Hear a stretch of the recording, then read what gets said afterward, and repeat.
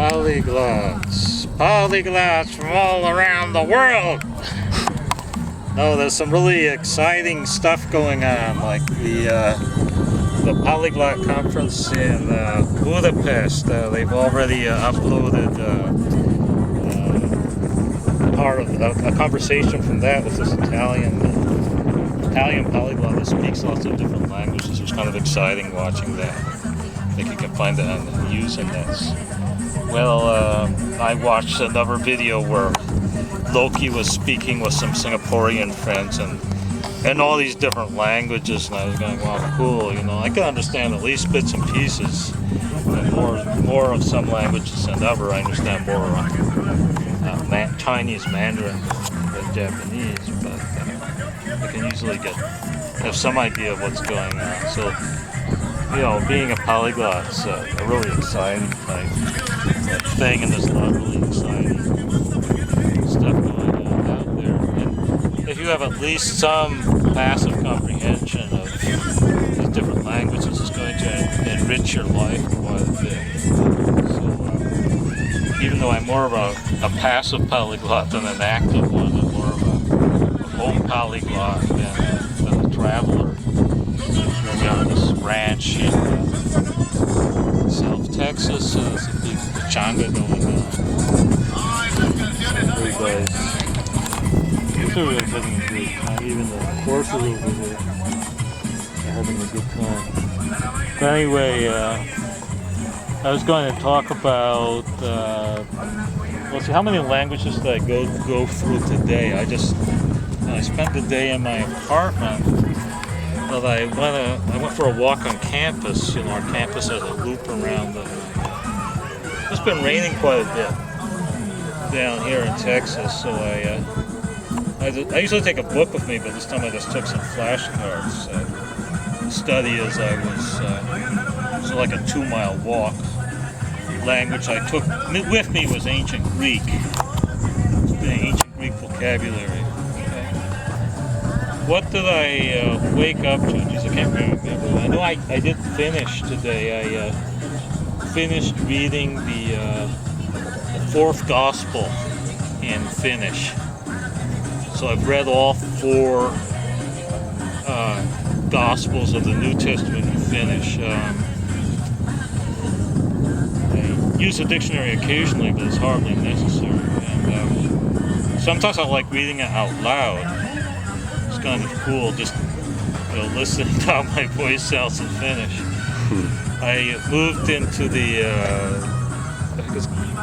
Acts of the Apostles, or Apostolian Table, just something like that. I started reading that aloud and read several pages aloud. I understand what I was reading pretty well, so my comprehension of Finnish is increasing pretty good. The more I read, the more my comprehension increases the Finnish language. So you probably know it's not like any other language in the world, except for Estonia. A few minor languages spoken in the area, but Finnish really isn't like any at all. It's more like bird song converted into human language.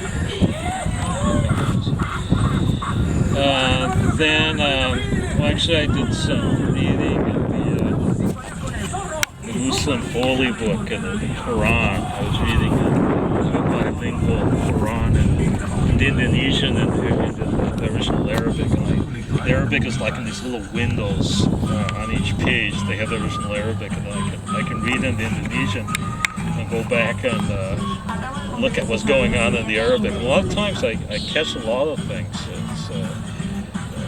I understand a lot of what's going on in the Indonesian, and I look over to the Arabic and I understand some stuff that's going on there. You know, with the way the sentences are constructed and the vocabulary and whatnot. And actually today I did a lot of Esperanto, although that's a native language for me. For all practical purposes, it's a native language. I still like reading it from time to time. I was reading Agatha Christie in Esperanto. It was The Murder in the Orient Express. I'd never read it in any other language. So I'm reading it for the first time in Esperanto. You know, so it's a classic. You can get to know the classics through languages. I think there's a point that I read a lot of stuff that I normally wouldn't read. You know, I wouldn't read it in a lot of stuff I wouldn't read in Spanish, or I wouldn't read in English, but I'm reading it in these other languages. Because you're multiplied. You are multiplied when you know these different languages. And, your soul is multiplied, or your essence is multiplied. I don't know how to describe it. You sort of you become all these different ramifications of yourself, and there's all these different things going on in all these different languages. It's hard to describe that. And of course we do Spanish, we always speak Spanish. We speak English, we speak Spanish. So all told, I quite a few languages. To sum it up, we did Finnish, we did Indonesian, we did Arabic, we did Esperanto, we did Spanish, we did English, and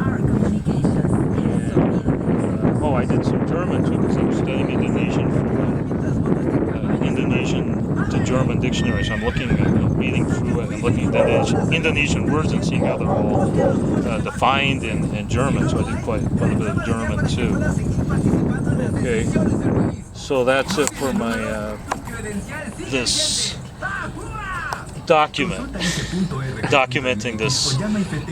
my polyglot workouts, slice of life. It's the 25th of May, 2013.